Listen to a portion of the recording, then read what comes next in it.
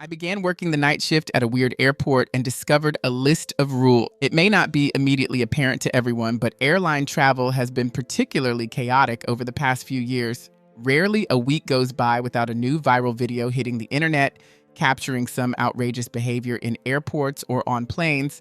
These scenes often involve individuals yelling, arguing, or even physically fighting with fellow passengers and airline staff for the most trivial reason. While these incidents might provide a moment of amusement or disbelief when you're scrolling through Reddit or Twitter from the comfort of your home, the reality is far less entertaining if you're the one dealing with it face to face.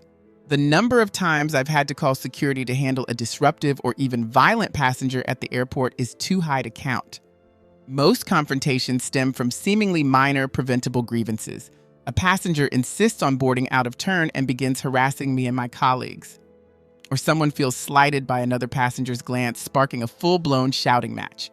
Sometimes an adult will start complaining louder than a crying baby, or a minor inconvenience like someone else taking the last chocolate donut with sprinkles can escalate to physical altercations. The absurdity of these situations is staggering. After countless shifts filled with dread over what new chaos each day would bring, I decided it was time for a change. I began searching for a new job, but my prospects seemed limited to similar roles within the airline industry where I had spent my entire career. Despite being open to relocating, the thought of working in another major airport was unappealing. One night, after a particularly long shift and fueled only by lukewarm coffee, I stumbled upon a job listing for One Pine Airport during a 3 a.m. search. It was a small, rural airport in the Midwest. Intrigued, I perked up and took another sip of my coffee, contemplating the potential for a quieter, more manageable workplace. The photographs of the airport suggested it was much smaller than what I was accustomed to, offering a glimmer of hope for a less chaotic work environment. The small airport boasted just a few runways, a lone terminal, and charming decor that echoed the surrounding woodlands. This seemed ideal to me. With fewer passengers, I anticipated less stress. I eagerly scrolled to the specifics of the job listing and felt a wave of relief. It was essentially the same position I had been working in, but with a notable twist, it required more frequent night shifts. Having already adapted to night work, this seemed like a manageable adjustment. What truly caught my eye was the salary. It was higher than what I had been earning after 3 years at my current airport. Energized by this discovery, I promptly submitted my resume, answered all application questions thoroughly, and even crafted a detailed cover letter, though it might have been overkill. That night, I went to bed hopeful that my days at chaotic, crowded airports were numbered. The following morning, as I prepared for work, I checked my phone for any updates and saw an email from the small airport. Shockingly fast, considering I had just applied, the manager had already scheduled a Zoom interview during my lunch break that day. Time flew until the interview, and despite initial nerves, they quickly dissipated when a bald, sharply dressed man named James appeared on the screen, greeting me with a warm, engaging smile. James was exceedingly welcoming, easing into the interview with some light conversation before delving into my professional background. He confirmed that the role was identical to my current one, albeit with better compensation and more night shifts, a compromise I was willing to accept. After discussing the job specifics, James flashed a friendly grin and threw me a curveball. "When can you start?" I was so startled that I nearly spit out my coffee. I gazed at James through the screen, momentarily lost for words. "So, you mean there's no callback? Aren't there other interviews or some paperwork that needs processing?" I stammered. James simply waved off my concerns with a casual flick of his wrist. "You're our only candidate, and frankly, we couldn't have hoped for better. We'll handle the paperwork in due course. The job is yours as soon as you're ready to start, preferably soon." Despite my initial shock and a tinge of confusion, my excitement quickly took over. James and I synced our calendars and agreed on a start date before ending our video call. Leaning back in the break room chair, I chuckled to myself in disbelief. Although the norm was to provide a 2-week notice, and relocating to another state usually required substantial planning, my desperation to leave my current position spurred me to agree to start in just over a week. Later that day, after informing my manager of my imminent departure, she expressed her disappointment but understood my decision.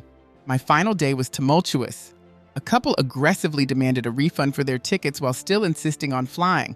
When they were firmly told no, they resorted to yelling threats, prompting a swift security response at the terminal. As security handled the situation, I checked the time, relieved that my shift had ended. I walked away, filled with a sense of liberation. Despite my fatigue and the daunting drive ahead, I felt an unusual surge of energy. the prospect of a fresh start invigorating me. The journey was surprisingly smooth, and I arrived earlier than anticipated. I checked into the motel I'd be staying at for the week, eager to settle in and start planning my new life. Having hauled a few boxes of essentials and a suitcase filled with clothes into the motel room, I promptly turned off the lights and collapsed into bed, instantly falling asleep. That evening, I awoke full of energy, ready for my first shift at the new job. I dressed quickly and set out early, eager to make a good impression by arriving ahead of time. However, my unfamiliarity with the local roads led to an unexpected series of wrong turns. Despite the navigational challenges, I managed to reach the quaint airport just in the nick of time. It was even smaller in reality than it had appeared in the photos, adding to its charm. I entered through the main gate and was warmly welcomed by the security team. After explaining that I was the new hire and that James was expecting me, they let me through without hesitation, their friendly demeanor making me feel right at home. The airport's single terminal was surprisingly quiet, devoid of passengers. I spotted James at the far end of the counter, his face brightening when our eyes met. I was ready to apologize for barely making it on time, but he immediately ushered me to the employee locker room. There, he showed me to my locker, equipped with a new uniform and badge. "Get changed quickly and meet me outside," James instructed. I followed his directions and soon found him packing up his things at the counter. As I approached, he handed me a fresh cup of coffee, expressing his gratitude for my prompt start and apologizing for not being able to stay for the entirety of my shift. "I've been on duty for 17 hours already," he explained, a hint of fatigue in his voice. Despite this, he seemed confident in my ability to handle things. "You're familiar with our systems and software. You know what you're doing," he reassured me with a supportive pat on the back before heading out. He paused, then added, "It'll be a quiet night for you anyway. No flight scheduled. Just sit back, relax, and oh yeah, most importantly," he seemed to suddenly remember, reaching into his bag. He pulled out a single sheet of laminated paper and handed it to me. "Give this a read as soon as you can. Go over it a few times if you need. Don't deviate from it." I took the sheet from him, but before I could even glance at it, I noticed James heading towards the exit, followed by every security guard and the cashier who had just closed the airport's only shop. Observing further, I saw that all the scanners and metal detectors at the security gate were shut off. Panic began to set in. "Hey, James, where is everyone going?" I called out, the first real words I'd spoken to my new boss since my arrival. He stopped and turned back, a casual afterthought crossing his face. "Oh yeah, another thing I ought to have mentioned. Everyone except whoever is working the night shift, well, in your position, takes off right around now. Don't worry. Security will be back sometime around 5 a.m. You've got this place to yourself," he continued. "Grab a magazine from the little store in there if you get bored. Feel free to snag yourself a couple of snacks too." With a final point in my direction, he added, "But before you do anything, read that list. You'll need it." Dumbfounded, I stood there watching as my new boss and the remaining airport staff departed, leaving me in charge of an empty airport for the next 10 hours. As intriguing and somewhat exhilarating as the prospect of having the airport to myself was, given the high wage it came with, my attention was drawn back to the laminated sheet in my hand. Recalling James's emphasis, I figured it was crucial to see what directives it contained. I walked behind the airport counter and settled into one of the seats. Taking a sip of my coffee, I finally began to study the list seriously, prepared to adhere to whatever instructions it might reveal. The first of 6 meticulously outlined rules stated that all airport lights must remain illuminated continuously. If a light goes off or is mistakenly turned off, it must be turned back on immediately. Should a light be broken or fail to relight, one should calmly leave the area and promptly report the issue to James or the maintenance team. Additionally, it was advised to ignore any unusual sounds or voices that might be heard. The second rule addressed procedures during inclement weather. In the event of rain or a storm, the applicability of Rules 3, 4, and 5 would be suspended, as they would not be relevant under such conditions. It was mandatory to stay indoors, avoid using the men's restroom, and steer clear of that area altogether if possible. Rule 3 involved an unusual nocturnal occurrence. Between 11 p.m. and 1 a.m., a young woman named Elizabeth would emerge from the women's restroom and wander around the terminal. While she might try to engage in conversation, it was crucial to avoid speaking to her. Nonverbal responses like nodding or writing were permissible, but verbal interaction was strictly forbidden. Compliance would ensure her departure within a few hours. However, any slip-up would require retreating to the men's restroom until she left. The fourth rule introduced a nighttime visitor. Between 1 and 2 a.m., A janitor wearing blue coveralls might knock on the front door, inquiring entry. He should only be allowed inside if he identified himself as Simon. Any other name should trigger an immediate closure and locking of the door. Simon, if admitted, would perform routine cleaning tasks without disturbing ongoing duties and could be engaged in conversation safely. He would depart as discreetly as he arrived. Rule 5 revealed a mysterious phenomenon involving a black and red Cessna Skyhawk that would appear sporadically on one of the airstrips, always unnoticed in its arrival and departure. Once noticed for the first time, it was imperative to avoid any further observation or even glancing towards its general direction. A photograph of this exact aircraft was displayed inside the terminal for identification purposes. The sixth and final rule covered an event that might occur late in the night but before dawn. Occasionally, a group of individuals claiming to be TSA agents might show up. The seventh rule outlined that the supposed TSA group would have their own key and would let themselves into the premises.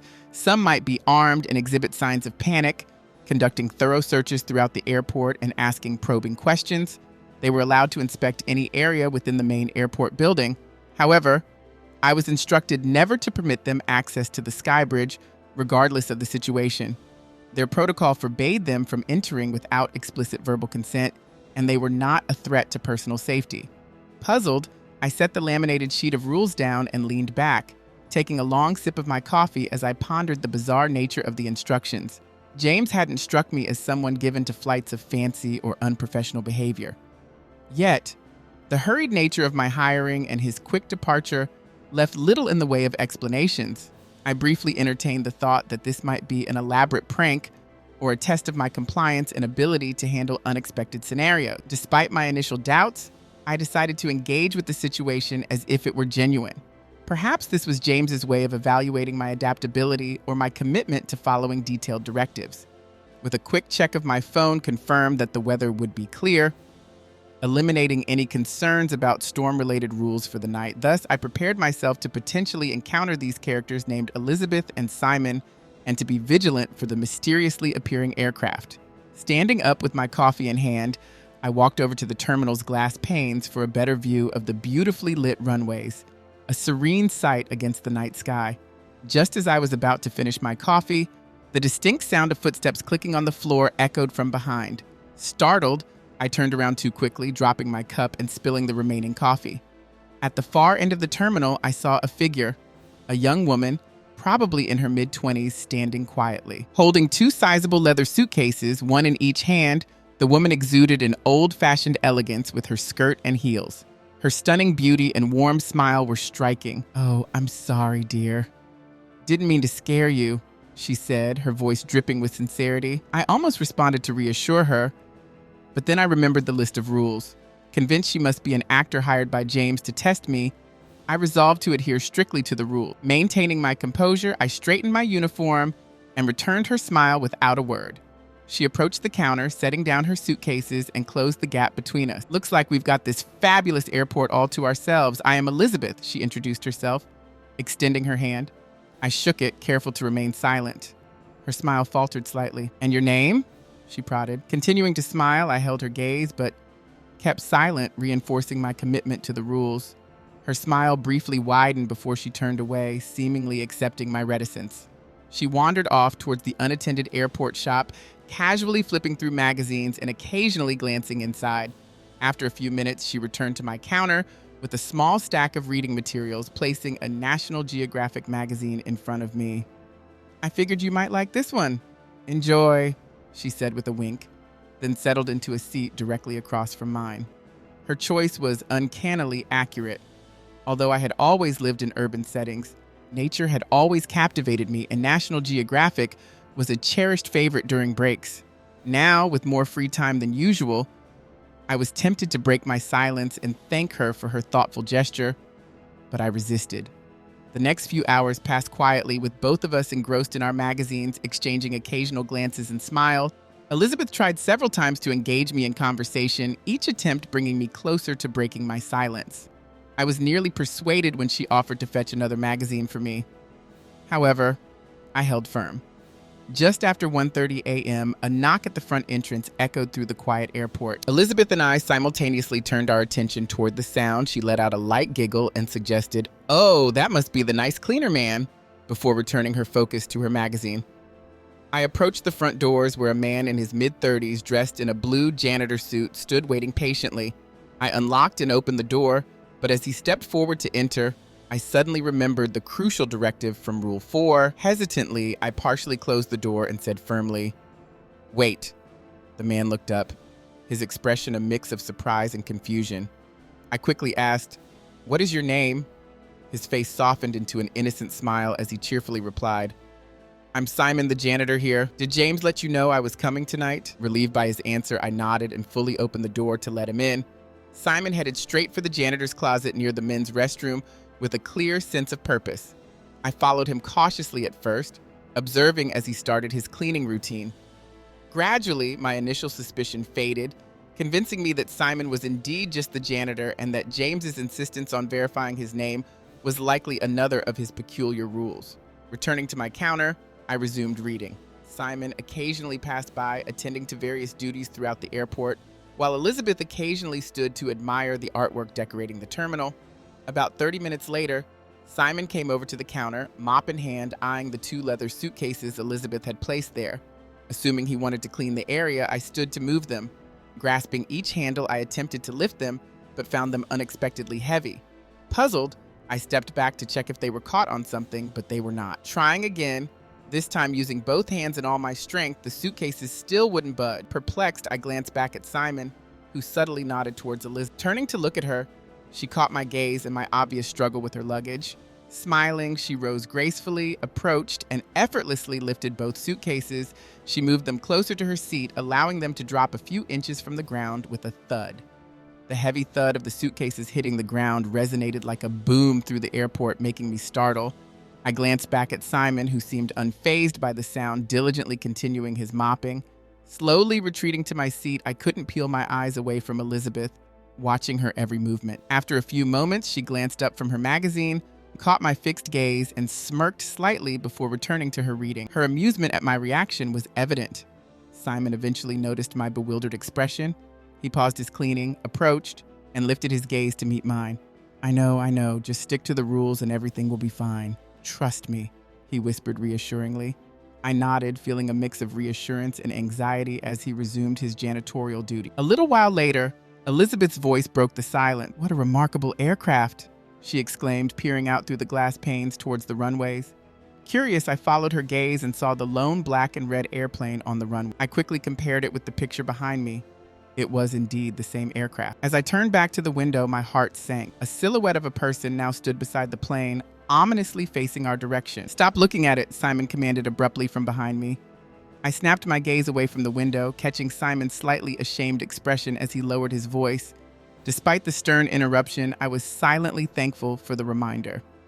Rereading Rule 5, I chided myself for almost looking at the plane a second time. Between shallow, frantic breaths, I muttered curses under my breath, feeling the panic rising. I forced myself to focus on the laminated sheet of rules, grateful for anything that could divert my attention from the haunting sight outside. After about 10 minutes, my breathing began to stabilize. Internally, I prayed that the eerie figure and the plane would soon vanish. Just then, Elizabeth approached the counter, disrupting my concentration. "I'm going to grab some more reading material. Want another one of those?" she asked, gesturing towards my magazine. I nodded and managed a weak smile as she walked away. As she moved to retrieve another magazine, my gaze inadvertently drifted back outside. The silhouette had moved significantly closer to the terminal, still staring ominously in our direction. The unsettling proximity of the figure intensified the atmosphere, sending a shiver down my spine. As the chills intensified up my spine, I quickly averted my eyes back to my desk, shaking uncontrollably from fear, with my breathing becoming erratic again. Elizabeth soon returned, placing a fresh magazine on the counter while gently placing her hand on my shoulder in a comforting gesture. At the same time, Simon placed his hand on my back, reassuring me, "He'll be gone soon, and so will the plane. Just don't look at it again." "Do you mind if I clean here?" Simon asked softly. I nodded and moved to the end of the counter, watching him meticulously clean the area. I murmured a soft "thank you," to which he responded with a nod and a smile. Elizabeth, curious, asked, "What was that?" As I turned to reply, "Oh, I was just thanking Simon for—" I stopped mid-sentence as a realization hit me. Suddenly, Elizabeth stood up, her expression turning grave as blood began to trickle from her eyes and nose. Her sobs escalated from gentle whimpers to hysterical wailing, culminating in a deafening screech that mixed pain with fury.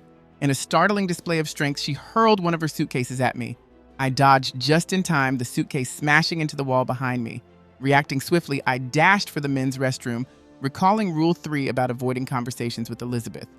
She pursued me fiercely, but I managed to slam and lock the door just in time. Her furious pounding on the door soon ceased, and her voice, laced with mock affection and challenge, echoed, "So that's how you dance, is it, love? I can play that game." I then heard the flick of a light switch from outside. The ensuing moments were eerily silent until laughter began to seep through the door, gradually multiplying from one to many, turning into a cacophony of voices laughing hysterically and screaming. Overwhelmed, I collapsed to the floor, covering my ears as the dreadful symphony continued. Suddenly, another click of the switch brought silence, and light spilled under the doorframe. "It's over now. She's gone, and so is the plane. I've got to be getting out of here soon." Simon's voice reached me, a calm amidst the storm. With great reluctance, I left the restroom and returned to the counter where Simon had prepared another cup of coffee for me. "Wish I could have done more there," he said with a slight apologetic tone. "But you'll come to find out that when Elizabeth gets angry, you just gotta let her do her thing." I looked up at Simon, my expression still marked by distress, finding myself at a loss for words. Over the next few minutes, Simon meticulously cleaned up Elizabeth's blood from the floor before storing his supplies back in the janitor's closet. He checked his watch and sighed, "I better get out of here. Good luck with the rest of your night. Hope I'll be seeing you soon." His tone was sympathetic, suggesting he recognized the turmoil I was experiencing, as if he'd witnessed others in similar situations and felt constrained by circumstances beyond his control. After watching Simon exit, I felt an overwhelming sense of solitude and fear, but my isolation was short-lived.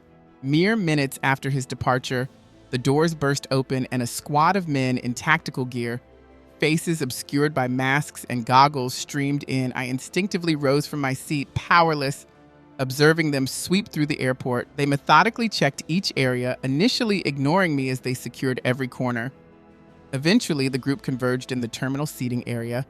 A man in a suit who had entered unnoticed took the lead. "I'm with TSA. I'm going to need you to answer some questions," he demanded authoritatively.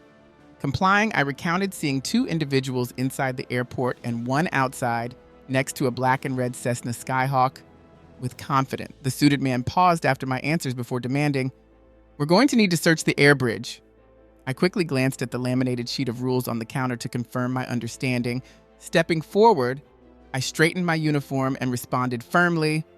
No, his irritation was evident. "If you do not step aside and give us permission to search, I'm afraid I'll have to detain you," he threatened.